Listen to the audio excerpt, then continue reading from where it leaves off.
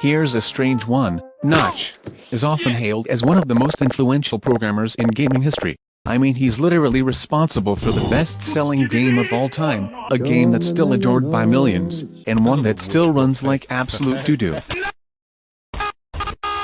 But what many don't know is just how many games Notch made before Minecraft. In fact, there's an entire website dedicated to archiving most of them. But instead of getting lost in that rabbit hole that I can pretty much make a whole video about, I'm going to focus on a handful of games that I find rather interesting, mainly the ones based off Valve franchises. So, join me, as we'll dive deep into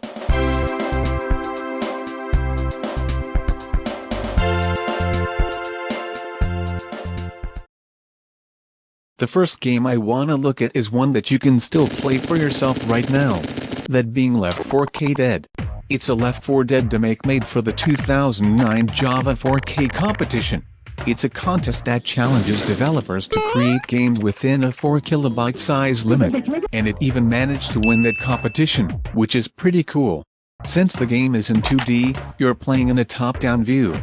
And as you'd expect from something of the size, the graphics are extremely simplistic. Same as the window you're playing the game on.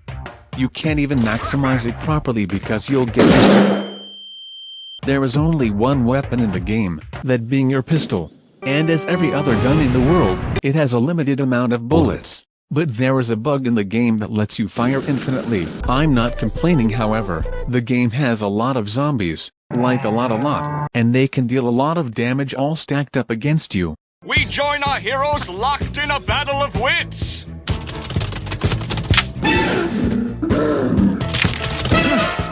The game has multiple levels, I think. I wasn't actually able to get past the first stage, and didn't find any footage of it online. And that's about it for this game.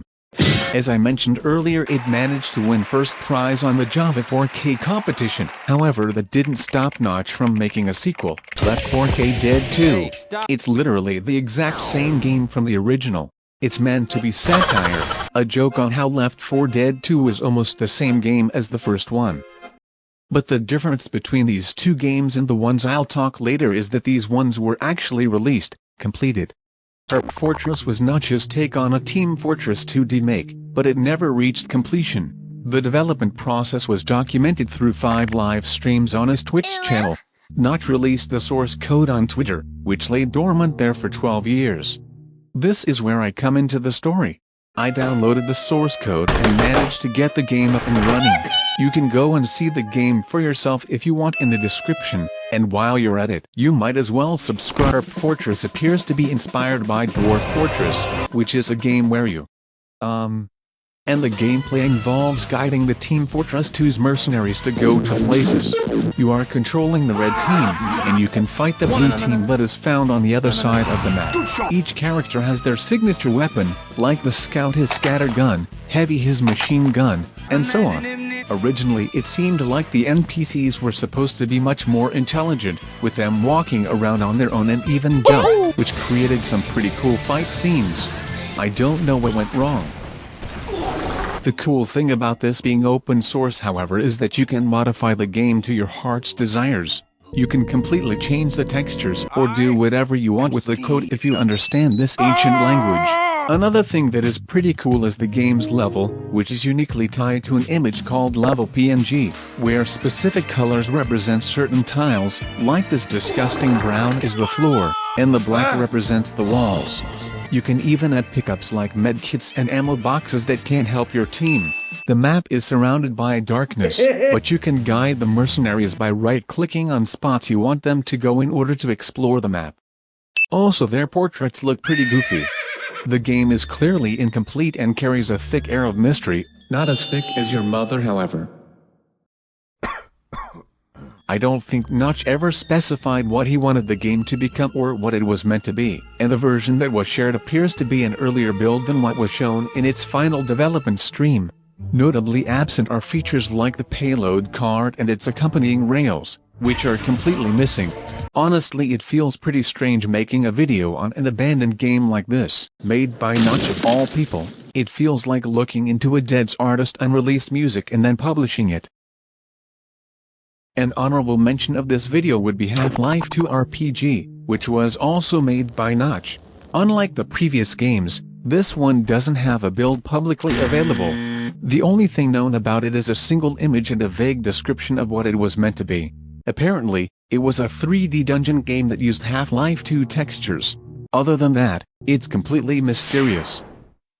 It's interesting to think about how Notch's early games show a lot of his creativity and passion for experimenting with game design, even if most of them were niche or unfinished. These games still reveal a lot about his process and how he developed as a game designer. It's almost like looking at his early sketches before he hit his stride with the world-changing block game we know today. He might also be racist, which makes him even more goated. While the video may be a bit short, I hope you enjoyed this little trip.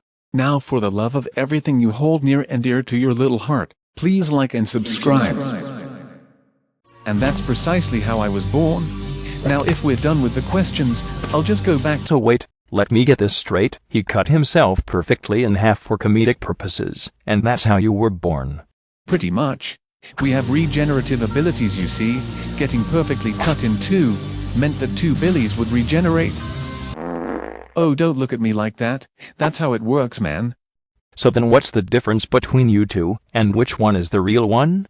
I think it's pretty obvious which one of us is the faker, but the difference between me and him is that I know everything that he has forgotten. Is that why you think you can beat him? Exactly. Being on the pedestal for so long makes you forget how easily beatable you are.